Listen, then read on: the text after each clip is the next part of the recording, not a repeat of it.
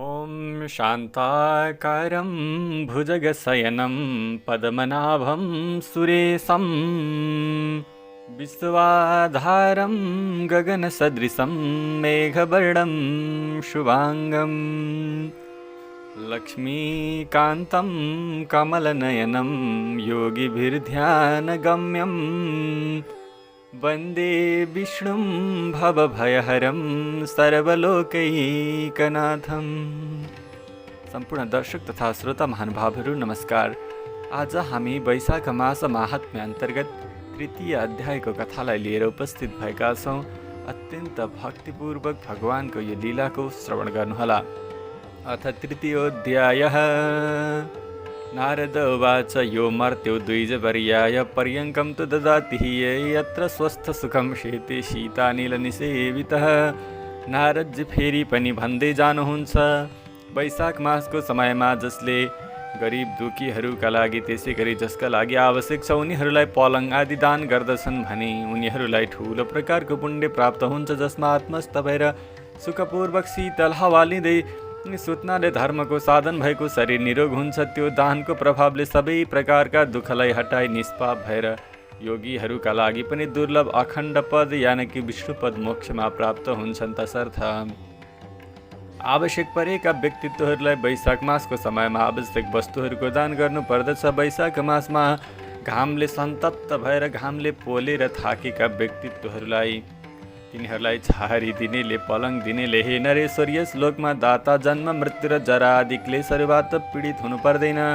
त्यसै गरी जसले त्यो दान प्राप्त गर्दछ उनीहरूले अत्यन्त खुसी भएर दिनेवालालाई अत्यन्त आशीर्वाद दिएर बसेको खण्डमा, त्यसको प्रयोग गरेको खण्डमा त्यो दाताले जानेर नजानेर गरेका, जसले दान गरेका थिए उनीहरूले जानेर नजानेर गरेका सबै प्रकारका पापहरू नाश भएर जान्छन्।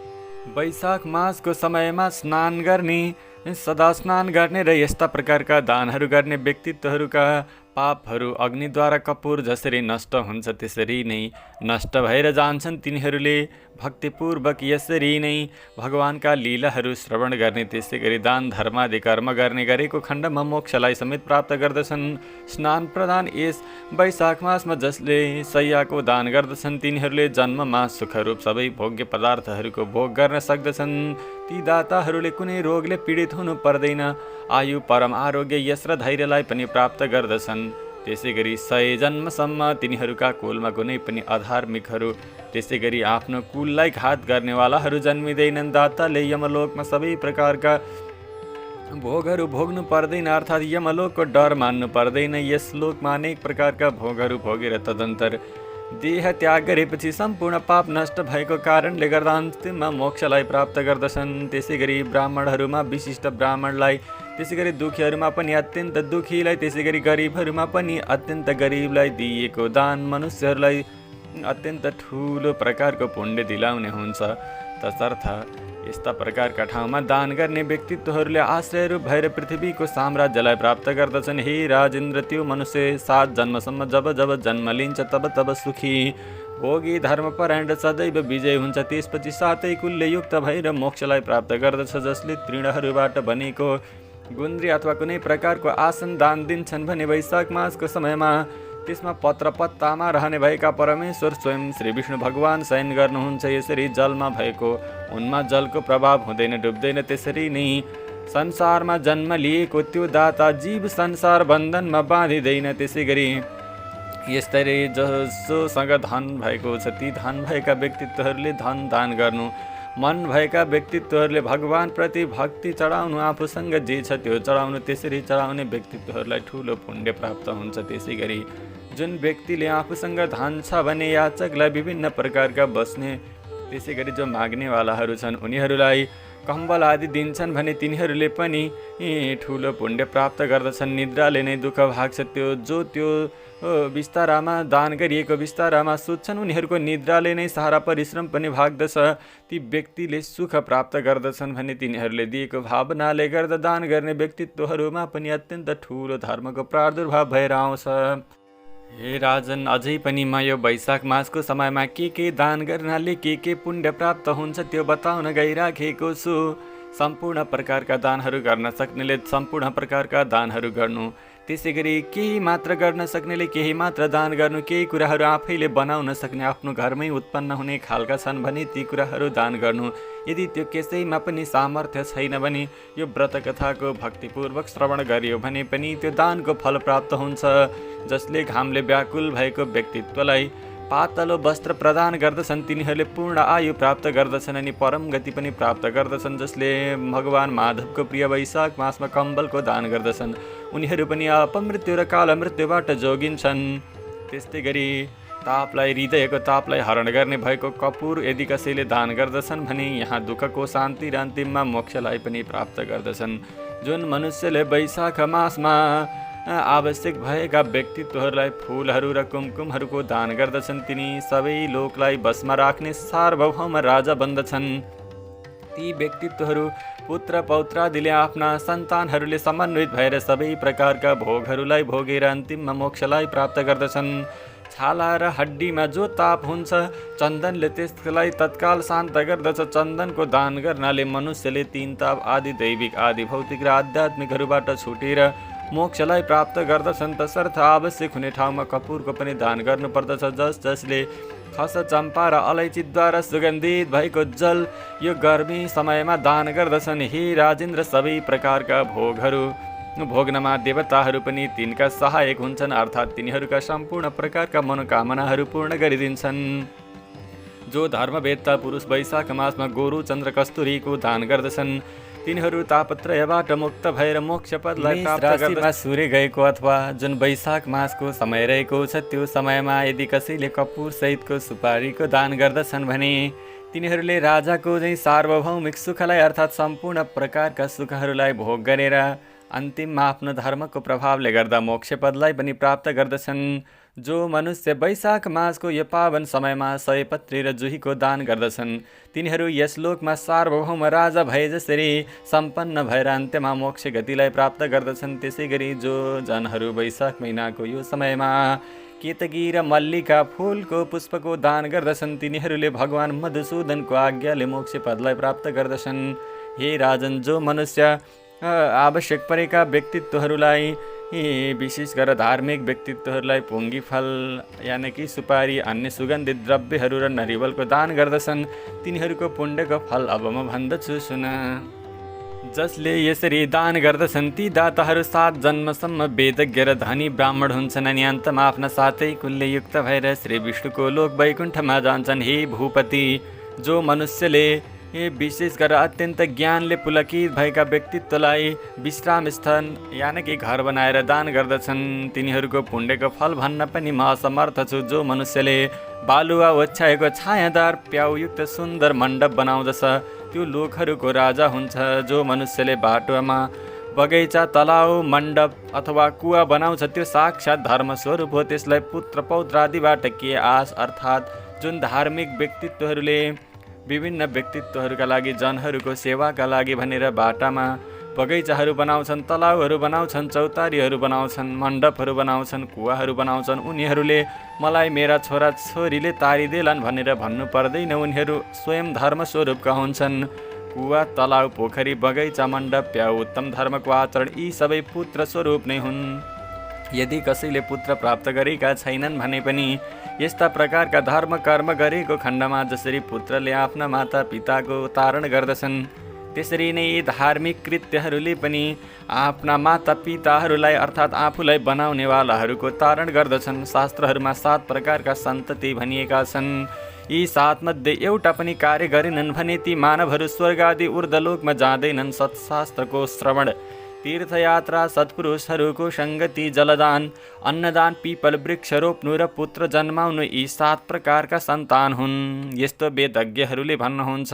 अन्य 100 धर्म गरेर पनि मनुष्यलाई उपरोक्त सन्तान बिना स्वर्ग आदि लोकहरूको प्राप्ति हुँदैन। अतः सन्तानको अभिलाषा अवश्य गर्नुपर्दछ। यी मध्ये कुनै एक सन्तानको प्राप्ति त अवश्य नै गर्नुपर्दछ।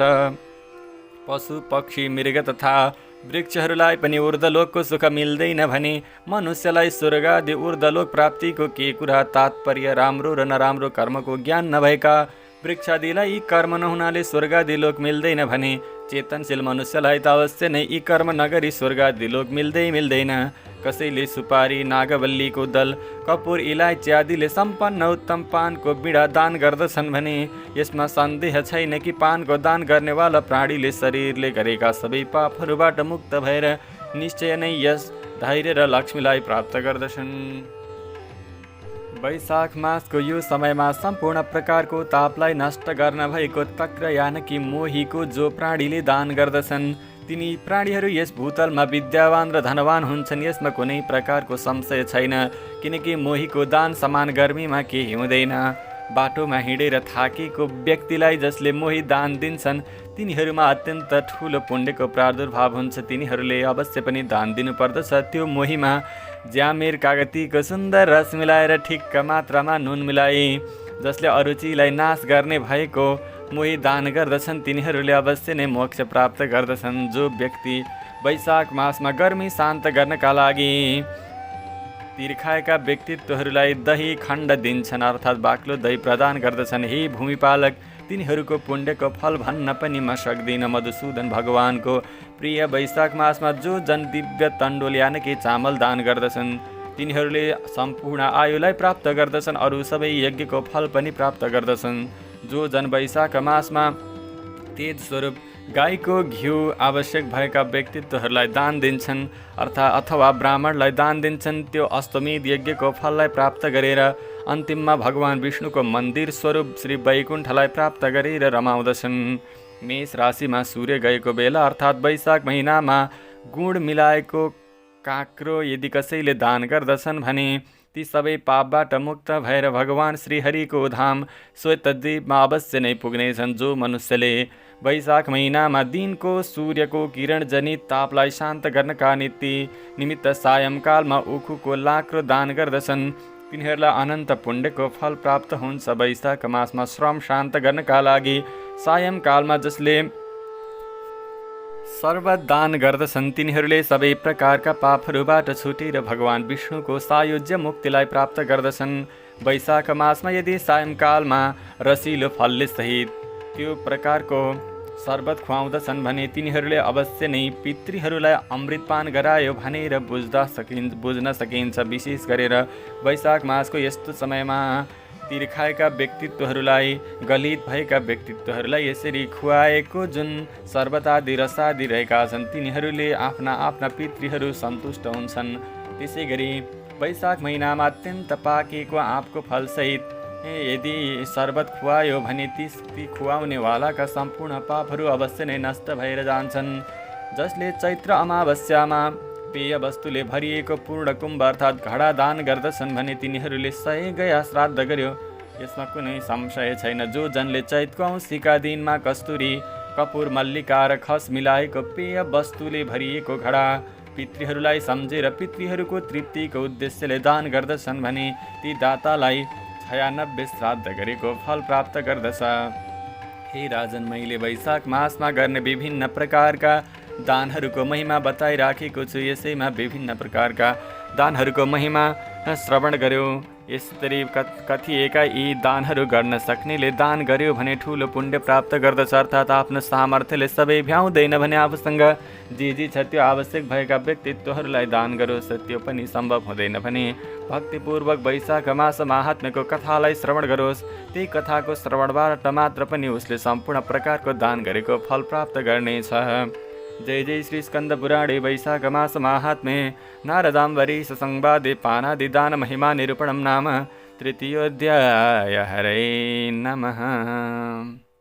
ओम शशंखचक्रं सकिरीटकुण्डलं सपीतवस्त्रं सरसीरुहेक्षणं सहारवक्षस्थलकौस्तुभश्रियं नमामि विष्णुं शिरसा चतुर्भुजम्। अवस्था दर्शक महानुभावहरू, आज हामीले वैशाख मास महात्म्य अन्तर्गत तृतीय अध्यायको कथालाई श्रवण गऱ्यौँ। चौथो अध्यायदेखि लिएर अन्य अध्यायका श्रृङ्खलाहरू भोलिका दिनमा हजुरहरूले श्रवण गर्दै जानुहुनेछ। आजको लागि बिदा चाहन्छु। नमस्कार।